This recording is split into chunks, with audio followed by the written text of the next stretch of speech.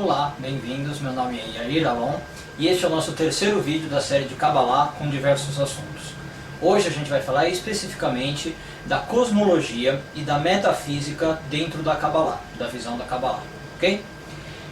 Em geral, o judaísmo, que é uma religião muito próxima da Kabbalah, ignora as questões metafísicas e as questões de cosmologia, né? Então é uma religião que não incentiva muito que o praticante, que o fiel, pergunte a respeito de certas coisas. Aliás, as religiões em geral são assim, né? Mas o judaísmo em específico não gosta que se faça perguntas sobre o que havia antes da criação do mundo, por exemplo, né? O livro de Gênesis começa relatando a criação e a gente tem que estudar dali para frente. Antes é visto com maus olhos que se pergunte algo sobre isso.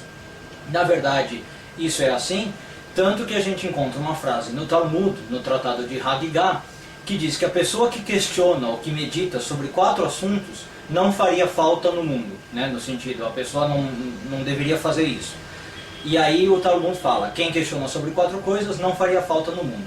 O que existe acima, o que existe abaixo, o que existe antes e o que existe depois, né? Então, aí tem uma frase que mostra como os sábios da época já podavam qualquer tipo de questionamento sobre o que existe acima dos céus, abaixo da terra, antes do mundo existir, ou o que vai existir depois que o mundo acabe.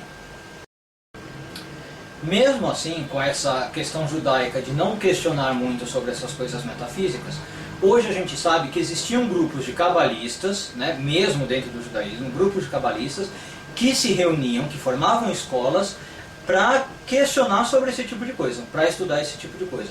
Como o mundo veio a existir, como é que o mundo é formado, o que existia antes do mundo existir, tá? Basicamente a gente tem 2 grupos de cabalistas que se reuniam para estudar isso. Um grupo era considerado, era chamado, e é chamado até hoje, de Maaseh Bereishit. E eles se baseavam basicamente no livro do Gênesis, o primeiro capítulo principalmente, que é onde se narra a criação.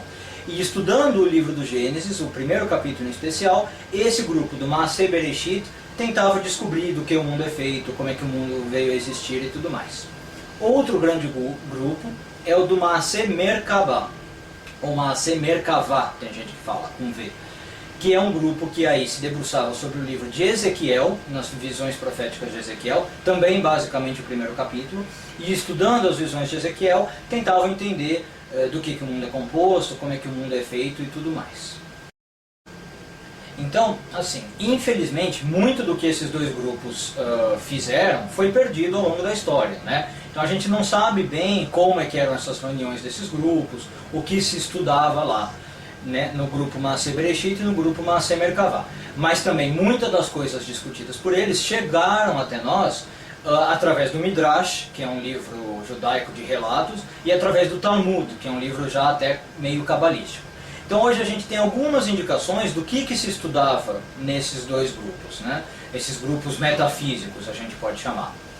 E uma coisa é certa, independente de qual grupo a gente trate, o que a gente pode perceber é que esses grupos tratavam a Bíblia, o texto bíblico em hebraico, como o ponto de partida para essas investigações metafísicas, né? Então, o primeiro grupo usava o livro do Gênesis, como a gente falou, presumia que ali ia ter as respostas para entender a criação do mundo, e o outro grupo usava o livro de Ezequiel. Então, na verdade, temos aí um conceito de que a Torá, a Bíblia hebraica, era uma espécie de planta da criação. Na verdade, essa é uma metáfora comum no judaísmo, né, de falar que Deus olhou na Torá antes de criar o mundo, como se ela fosse uma planta de um engenheiro antes de construir um prédio. Então esse grupo, com essa visão de que a Torá teria a planta da criação, falou, se a gente estudar esses textos, se a gente olhar para esses capítulos especiais, talvez a gente entenda um pouco como o mundo foi criado do ponto de vista de Deus. Então, olhando para esses capítulos em especial, esses grupos discutiam sobre como as águas existiram no mundo, sobre como o vento surgiu, os 4 elementos, na verdade, o fogo, a água, a terra, né? Esse grupo questionava sobre o que veio primeiro, o sol, a lua, as estrelas. Todo esse tipo de questão era estudado por esses grupos, considerando que as respostas estavam na própria Bíblia. Basicamente, repito, capítulo 1 do Gênesis e capítulo 1 do Ezequiel. Então, só para dar um exemplo, né, do que aqui acontece. Os cabalistas dizem, e esses metafísicos desde aquela época do grupo Masei Bereshit, Masei Merkavah, dizem que o mundo tem 7 céus, 7 níveis, né, de céus. Por que eles dizem isso? Porque ao longo da Bíblia, ao longo dos textos sagrados, existem 7 palavras para falar dos céus. Então, se existem essas 7 palavras para falar dos céus, devem ser 7 céus diferentes. É isso que os cabalistas pensaram. Não deve ser uma referência ao mesmo céu. Então, quais são essas palavras que se usava para falar do céu? Na verdade, que se usam na Bíblia para falar do céu. Vilon é uma delas. Rakia, a outra é Hakim. Depois a gente tem Zul, Maon, Mahon e Aravot. Essas 7 palavras aparecem ao longo do texto bíblico para falar do céu. Só para dar mais um exemplo, não vou falar os 7 nomes, mas a mesma coisa acontece com a terra. Tá? Ao longo do texto existem 7 palavras diferentes para falar de terra, no sentido solo, né?